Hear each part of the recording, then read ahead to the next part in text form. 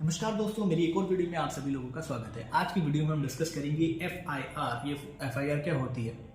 बहुत से लोग डर जाते हैं कि मेरे अगेंस्ट एफआईआर हो गई, इसने मेरे अगेंस्ट एफआईआर डाल दी है, लेकिन आपको पता भी होना चाहिए कि एफआईआर होती क्या है। तो देखो फ्रेंड्स, अगर एफआईआर होता है फर्स्ट इन्फॉर्मेशन रिपोर्ट। सुनने में जब कोई बोलते हैं तुम्हारे अगेंस्ट एफआईआर है तो कितना डर लगता है, और जब आप बोलते हो फर्स्ट इन्फॉर्मेशन रिपोर्ट की मतलब किसी ने इन्फॉर्म कर दिया, बस ये एक इन्फॉर्मेशन वाली रिपोर्ट है। तो एफआईआर और फर्स्ट इन्फॉर्मेशन रिपोर्ट में सुनने में कितना अंतर आता है, चलिए डिस्कस करते हैं इसको होता क्या है।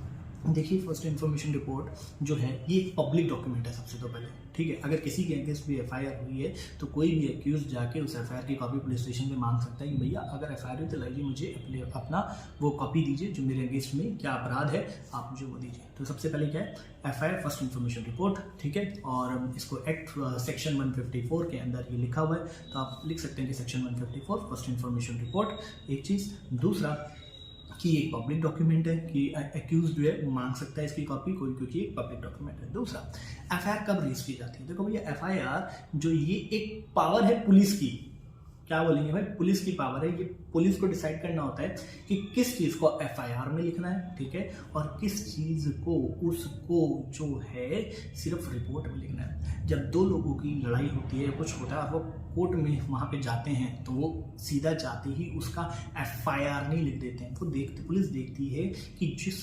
ऑफेंस के लिए पब्लिक उनके पास आई है क्या वो ऑफेंस सीरियस है। सीरियस मतलब कॉग्निजेबल, नॉन सीरियस है मतलब नॉन कॉग्निजेबल। क्या ये केस क्या है? अगर पुलिस के पास जब भी कोई केस लाया जाता है, ठीक है, वो उसको चेक करती है। मतलब whenever some cases came to police acknowledgement, they will check whether it is serious और नॉट, वो कॉग्निजेबल है या नहीं है। अगर उनको लगता है कि ये कॉग्निजेबल है तो वो उसमें एफआईआर लिख सकते हैं, अदरवाइज वो उसके अंदर रिपोर्ट लिख सकते हैं।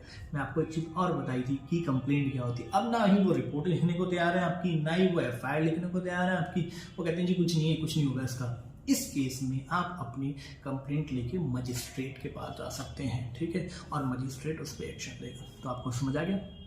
तो जब हम सीधा जाके वहाँ लिखा देते हैं कोई छोटा मोटा केस तो वो रिपोर्ट में दर्ज होता है, डेली रिपोर्ट में, और जब वो कुछ सीरियस मैटर होता है तो वो एफआईआर बन जाती है। वो पुलिस के ऊपर डिपेंड करता है उसको एफआईआर बनाना है या नहीं बनाना है, ठीक है। तो जब कभी भी कोई व्यक्ति एफआईआर लिखाने के लिए जाता है तो चेक करते हैं कॉग्निजेबल है या नहीं। अगर कॉग्निजेबल होता है और व्यक्ति ओरली उन्हें बताता है कि मेरे साथ ऐसा ऐसा ऐसा हुआ है, तो वो उस ओरल वाली चीज़ को, ओरली वाली चीज़ को रिटन डाउन करते हैं। रिटन डाउन करने के बाद पढ़ के बताते हैं विक्टिम को कि भैया ये तुमने बोला था, ये हमने लिखा है, और उसको कहते हैं लो इस पर साइन करो।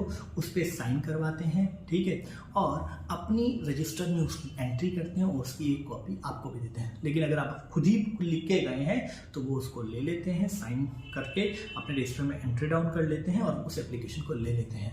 तो इसको बोला जाता है, जब वो एंट्री डाउन कर लेते हैं तो इसको रिपोर्ट बोला गया। अब वो देखेंगे कि ये कॉग्निजेबल है या नॉन कॉग्निजेबल। अगर कॉग्निजेबल है तो वो उसको एफआईआर में रेज करने की उनकी स्वेच्छा है और वो उसको एफआईआर में रेज कर देते हैं।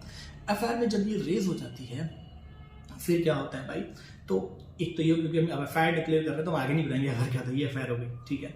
अब मान लीजिए अगर महिला वाला केस है, अमेंडमेंट आया 2013 में, तो जो 2013 में अमेंडमेंट आया उसने बोला कि अगर महिला पीड़ित पक्ष है, और जो और भी अमेंडमेंट आए हैं उसमें बहुत सारे अमेंडमेंट किए गए हैं समय पे, तो वो ये बोला कि अगर महिला जो विक्टिम है महिला है या एक्यूज जो है विक्टिम है, तो उसके लिए जो केस जो हैंडल करेगी वो महिला पुलिसकर्मी ही हैंडल करेगी। आप देखते हैं कि महिला के लिए महिला पुलिसकर्मी ही आती है, तो उसका जो पूरा केस होता है वो महिला पुलिसकर्मी के द्वारा ही हैंडल किया जाता है। उसको लेके जाना, डिस्कशन करना, पूछना, सब महिला पुलिसकर्मी करती है।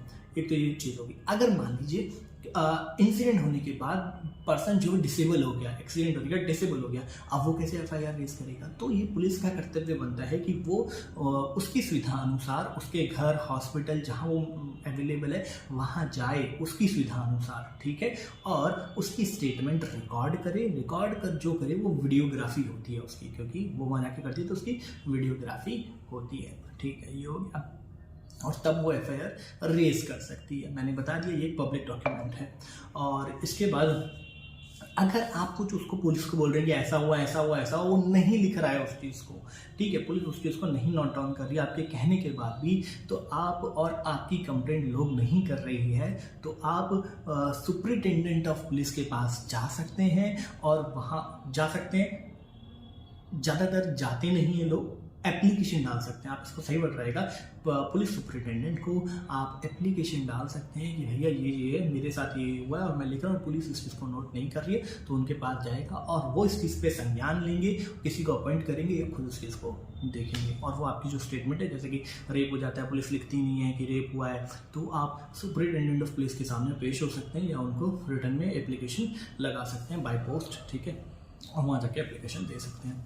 इसके बाद आ जाता है, इसको एक डेथ डिक्लेरेशन भी कहा गया है। भैया डेथ डिक्लेरेशन क्यों कहा गया है? मान लो कोई मर गया, उसने एफआईआर लिखाई और वो साथ के साथ लुढ़क गया, ठीक है, तो लेकिन उस मरते हुए व्यक्ति की तो जो स्टेटमेंट हुई डेथ डिक्लेरेशन ही हुई, ठीक है।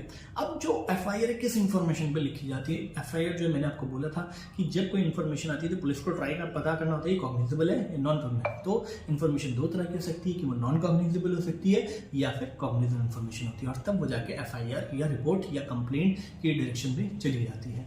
इसके बाद एंटीसिपेटरी बेल क्या होती है? एंटीसिपेटरी बेल ये होती है, अगर आपको पता है कि आपको लग रहा है कि आपके खिलाफ कोई ना कोई आपके खिलाफ एफआईआर रेज करेगा और आपके खिलाफ अरेस्ट वारंट निकलवा देगा और आप जेल जा सकते हैं, तो आप कोर्ट में पहले ही जाके एंटीसिपेटरी बेल ले सकते हैं कि भैया मेरे खिलाफ ऐसा हो सकता है, तो मैं पहले से ही आपने बेल याचिका डाल के बेल ले ली, ठीक है, मतलब जब एफआईआर होगी आपके साथ अरेस्ट वारंट निकलेगा उससे पहले आपके पास बेल होगी, तो इसको एंटीसिपेटरी बेल भी बोला जाता है, इसको एंटीसिपेटरी बेल इसको बोला जाता है, ठीक है। अब रेगुलर बेल क्या होती है? अगर ये एंटीसिपेटरी बेल होती है, रेगुलर बेल क्या होती है? रेगुलर बेल तभी होती है पहले एफआईआर होगी, फिर अरेस्ट होंगे, अरेस्ट होने के बाद आपको जो आप बेल के लिए अप्लाई करेंगे उसको आप रेगुलर बेल बोलते हैं। तो ये सारी चीज़ें मैंने बता दी, कुछ छुटा नहीं है तो मैं एक बार चेक कर लेता हूँ, ठीक है, एंटीसिपेटरी रेगुलर बेल। और हाँ, अगर आपके खिलाफ में किसी झूठी एफआईआर कर दी है तो आपको उस पर हाई कोर्ट चली जाइए और वहाँ से उसे क्वैश करवा लीजिए, मतलब उसको हटवा लीजिए, हाई कोर्ट के पास राइट होता है कि उसे क्वैश कर सकते हैं। Thank you so much. अगर आपको मेरी वीडियो पसंद आई तो प्लीज़ लाइक कीजिएगा।